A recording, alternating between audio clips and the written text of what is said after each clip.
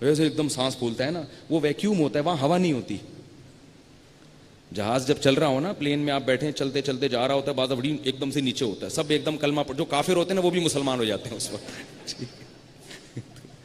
سب کلمہ پڑھ کے اللہ. ابھی میں جا رہا تھا کراچی سے اسلام آباد, تو میں نے زندگی میں جہاز میں اتنے جھٹکے نہیں کھائے ہیں کبھی, کئی دفعہ کیا جہاز کا سفر, لیکن وہ عجیب ہی, وہ جہاز جب ہلنا, بس یہ واقعہ سنا کے بات ختم کر رہا ہوں میں. جہاز ہلنا پہلے تو کیا ہوا, تھوڑا سا ہلا, تو ایئر ہوسٹس نے کہا نارمل ہے, کوئی گھبرائے نہیں آپ لوگ. اچھا میں نماز پڑھنے گیا ہوا تھا وہ پیچھے کیبن کی طرف, تو میں جب وہاں سے آیا تو مجھے ایئر ہوسٹس نے کہا تھوڑا سا ٹھہریں, ابھی آپ جائیں. تو وہ جہاز پھر ہلا یوں کر کے, پھر تھوڑے سے, ابھی تک کوئی ذکر نہیں کر رہا, درود شریف نہیں پڑھ رہا, کچھ بھی نہیں ہو رہا. ایئر ہوسٹس کو مسکرانے کے چونکہ پیسے ملتے ہیں, گھبرا وہ بھی رہی تھی, مگر مجھے پتا تھا اس کو چونکہ مسکرانے کے پیسے ملتے ہیں کہ ایسی کنڈیشن ہو, آپ اگر پریشان ہو گئی تو پبلک تو مر جائے گی پھر, ورنہ لگ رہا تھا کہ یہ بھی اندر اندر سے کیا ہو رہی ہے.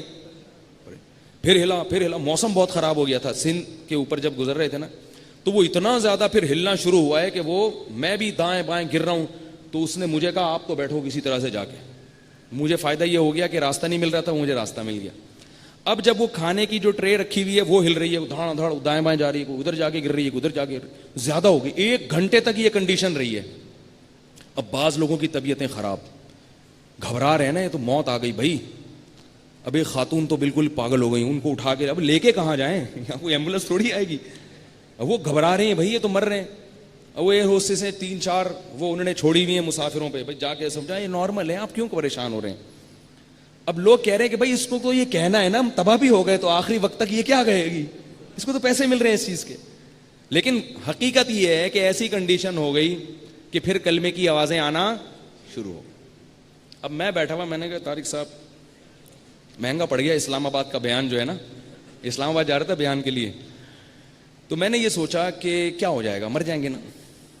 اب جب جو چیز ہو رہی ہے اس پہ تو آدمی کیا پریشان ہوگا. تو میں نے کہا بھائی میرے ذمے 2-3 کام ہیں, ان کی وصیت میں نے کر دی تھی. میں نے کہا ہاں ان کی وصیت کر دی تھی. میں نے کہا یار ابھی توبہ کر لو اچھی طریقے سے. اب میں نا اندر سے ہل تو رہا ہے تھوڑا تھوڑا, جتنا ہی ٹارزن ہو, بہادر ہو, تھوڑا بہت اندر سے آدمی, وہ مجھے لطیفہ یاد آ رہا ہے کہ وہ ایک آدمی اللہ سے موت مانگتا تھا, اللہ اس زندگی سے تو موت بہتر ہے. بہت پریشان رہتا تھا وہ کہ اللہ تو مار دے, اللہ موت دے دے. جیسے ہوتا ہے نا بعض خواتین بولتی ہیں مر جائے, بچے کو کہتی ہے نا مر جائے اللہ کرے. تو بار بار موت مانگ رہا ہے, موت مانگ رہا ہے. ایک دن درخت کے نیچے بیٹھا ہوا تھا تو دعا مانگ رہا ہے, اللہ میں قرضوں سے تنگ آ گیا ہوں, بیوی نافرمان ہے, بچے نافرمان ہیں, اے اللہ موت دے دے. اوپر ایک شرارتی بندہ چھپ کے بیٹھا ہوا تھا, اس نے ایک پھندا پھینکا اوپر سے, گول پھندا تھا, رسی میں پھینکا اوپر. اب کیا ہے کہ یہ دعا مانگ رہا ہے, ایک دم پھندا اس کے سامنے گول. اب یہ پریشان, یہ کیا, اوپر سے آواز آئی, اے میرے بندے میں نے تیری دعا قبول کر لی ہے, تو اس پھندے میں اپنا سر ڈال لے, میں تجھے اٹھا لوں گا. تو کہتے ہیں اللہ ادھر تو کوئی بندہ مذاق بھی نہیں کر سکتا, اے اللہ ادھر تو کوئی بندہ, تیرے ساتھ تو کوئی بندہ مذاق بھی نہیں کر سکتا, تو سیریس ہو جاتا ہے. میں تو مذاق کر رہا تھا, تو سیریس ہو گیا. تو مجھے بھی وہ یاد آ رہا تھا کہ ہاں بھائی بڑے بیانات کی ہے, موت موت موت.